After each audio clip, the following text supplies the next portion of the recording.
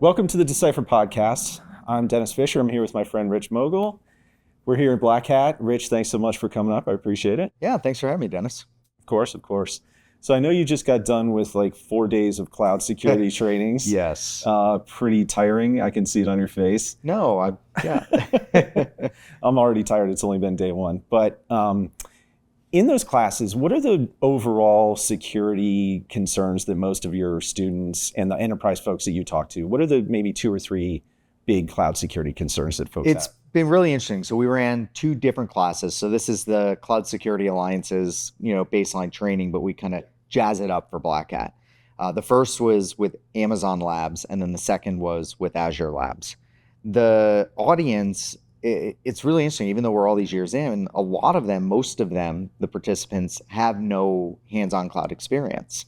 So the majority of the room hadn't ever logged in, which makes sense. It's our basic class.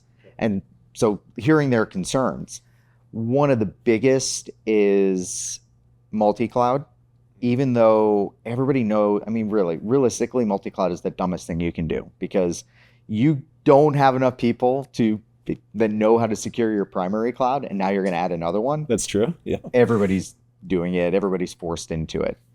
So that came up a lot. Even though we were very focused on one platform per class, almost everybody was dealing with the multi-cloud.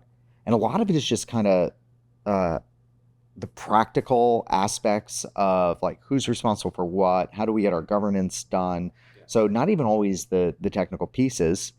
And then the last would probably be like, how do you even get that subject matter expertise? Like there's we hired this company and they're managing our cloud environment and now we have to take it over, but we're not getting any new people. And so those are our big issues. Then of course all the attack stuff. Right. But so the multi-cloud part of that, you said is the dumbest thing you could possibly do. Are there advantages to multi-cloud? Why do people do it? You get to pay money to 3 cloud providers instead of one. Right. Yes. Is it just like a redundancy thing? So if something happens to Azure, never happens, you have stuff on AWS or?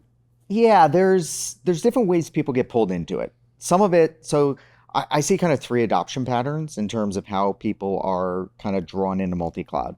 One, which you have very little control over, is merger and acquisition. So if you buy somebody and you're on AWS and then they're on Azure, that is what it is. Now you're in Azure and you're in AWS. And so you got to decide, well, do we migrate stuff over or do we just keep that team and keep it built up over there? Yep. The next is one of the more dangerous ones. It's the developers just doing a bit of a free-for-all. So you didn't have good governance. Yeah. And the developers, I have to have this from Google. It's the only thing that'll work. Sometimes maybe that's true and there's strategies to like just consume that small part of that other platform. In other cases, it's just because like developers like playing with toys and we're using what they're used to using. Like I don't blame them.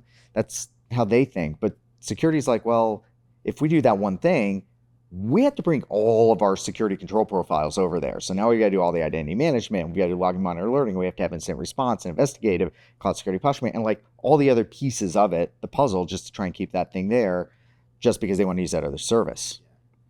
And then the one you asked more about is the resiliency. Right. So, or maybe even cost effectiveness. And we can run whichever cloud's cheaper that day. And that's like, I describe it as, I don't know, I'm more likely to meet a unicorn than experience those benefits because... We're in Vegas, you might meet a unicorn, you don't know. I know, I saw like 3 last night, but we're not going to go there. So the thinking is, these are people who have not touched the technology. And they think, oh, we can abstract out, we can just build in containers or we can deploy anywhere. Oh yeah, your containers will run everywhere. But your IAM and your log monitoring alerting and your operational tooling and your visibility tooling and performance management and like a litany of things. So you have to rebuild that in every platform. Yeah. And then you also have to have experts that not just know the containers, but know the cloud platform to keep it all running. That's not really going to work. No. And like how many enterprises, even large enterprises, have a cloud security expert on staff? We know a lot of those people. It's a small population from what I can tell. It is, but it is getting better. Like I'm pretty involved with the cloud security community, and it's been wonderful watching. So for years, when I mean, you've known me since before I was doing cloud. So, but when we first started, 13, 14 years ago doing this, really, really, like we all knew each other's names. Exactly. Now, the people at kind of who've been doing it the longest or have the most experience or, I don't know, write the most blog posts, we all know each other. But there really is a lot more people with a lot more understanding. The depth maybe isn't the same, but it's just like with any other security domain. So it is getting better, but a lot of the enterprises I talk with when I'm doing advisory work, they definitely are struggling and they don't necessarily have that subject matter expert. I'm sure. I mean, you mentioned you've been doing this for 13, 14, whatever years. So we're really less than 2 decades even into the whole cloud thing. I mean, Oh, yeah. there was versions of it before it wasn't called cloud, but I mean, we're still really early days in all this. So trying to figure out how to secure one cloud, let alone 2 or 3. And they change constantly. And Yeah, look, yeah, yeah. this is like all I do is research and advisory and education. And I built like my own platforms on cloud, like entire companies. And I mostly know enough to be halfway decent at AWS. And not dangerous to yourself. Not dangerous to myself, do no harm. On Azure, I know the fundamentals and I can kind of get up to speed on the other bits. And Google, I can't spell. Like nobody can know all of these things. Yeah. There's nobody. You have to focus in on one. And you can have like a primary, secondary like I do. And look, Azure is growing so fast. I'm having to learn it more, even though it's very painful because it's not the most stable platform on the You don't say. on the face of the planet. Oh yeah, I had an outage preparing for class last week. We had an outage, 2 different outages during classes. Yeah. Oh man, that's crazy. How much of the securing the cloud is even in the hands of the users, like the customers themselves, and how much of it is on Microsoft, Google, or AWS? So we historically talk about the shared historically for 10 years. Yes. Way back Old man yells at cloud. We historically talk about the shared responsibilities model, which is like, where is the provider responsible? Where's the customer? And the provider, I call it the waterline. Anything below the waterline, which is the compute, the network, the stores, virtualization layers. And if you're consuming like platform as a service, then they're responsible for that. So if I go to AWS and I'm using their message queue, I assume that that's secure. All the configuration and the use of it is on the customer. And there's a lot of mistakes that can be made. Yeah. A few weeks ago, I came up with something I wrote about it. I call it the shared irresponsibilities model. I like it. And the idea behind the shared irresponsibilities model is the providers are really good at like giving you all of these tools and everything else, but the customer has to secure properly.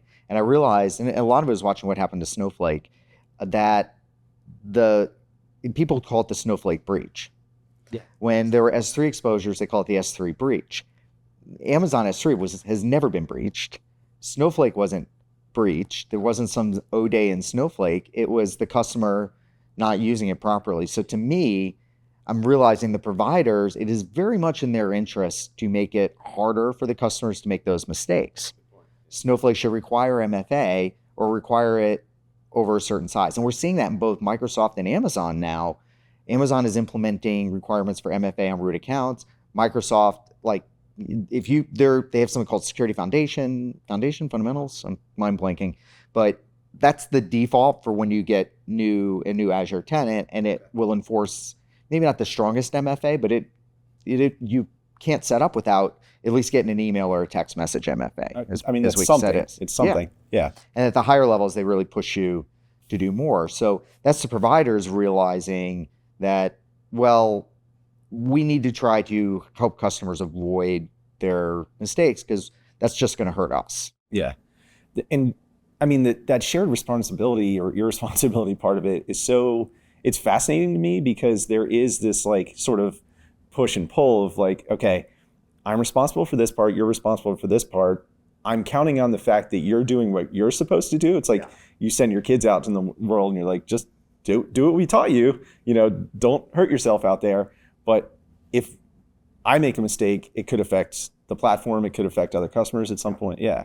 So it's like, it's a really difficult thing to sort of. There's like so much going on there too, in like different places. Like the biggest source of cloud breaches right now, the biggest vector is lost and exposed credentials.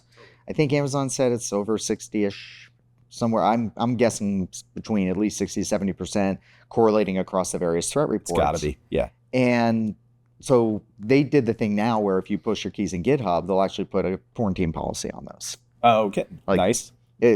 Not perfect. They're not always consistent about it, but using some automation tools that is in GitHub. And so there's definitely a lot more. And now I'm personally like starting to pressure. I can't pressure cloud providers. They're massive. I'm just me. But in my talking, it's like, hey, let's figure out like what are the minimum things that you should be giving them as part for free. I know you want to make money on your security services, especially Microsoft, but like there's a set of things you should be giving away for free. And if we correlate that to the most common breaches and the sources of those breaches, like that can probably be small enough that it doesn't really like blow the budgets of the cloud provider, and it's going to protect the customers. I mean, they're making so much money on just the compute part of it alone that like, they should be able to give away some security tooling in there or like, well, I mean, come on, businessman, nobody gives much away. I know. But, again, the sources of these breaches are, I mean, it's pretty well known what most of them are. Like 90% of it is like three things. So let's put more tools in there to prevent that. Yeah, makes sense. So you mentioned that, I mean, we're still really early days in the cloud and cloud security stuff. And the amount of resources out there to learn cloud security it's growing, but it's not what it is if you're trying to get into network security or IR or something along those lines.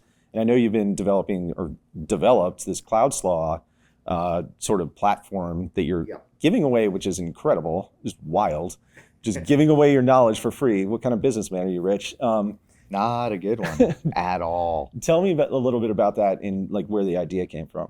Yeah, so I was sitting there and I was like, oh, I haven't been writing as much the past couple of years because I've been focused on building product and getting that out there. Writing's hard, dude. Yeah, as you know. It takes up time, yeah. And I kind of missed it. I used to blog like every day and write about stuff and all these great ideas. And then I was like, oh, newsletters. Everybody has newsletters. And I don't know why. I was literally in the shower when I came with the idea. I'm like, well, what have I become good at? Yeah, I know cloud security, but what if I, like, me fixing somebody's environment or coming in as a consultant or building a product, like there's only so much I can do there. Yeah. And it made a great living doing that. But I'm like, well, the training stuff, like it turns out I'm really good at explaining these complex concepts. And I just had the idea, why don't I do a newsletter every week, a 15 to 30 minute hands-on lab? Yeah. And then, so I came up with that. And then I was like, oh, I kind of need a new name. And I'm like, security. And then it just hit me. And that was the shower moment, CloudSlaw. And I'm like, gold. Got it. Like, yell at your wife, like, write this down. Done. Yeah. Cloud security lab a week. And I was like, okay, so I've got that. But then it was like figuring out the structure and the formatting. And look, I could jump in and I could bounce all over the place. I don't know why. It just hit me that I'm like, what if I do this as structured training?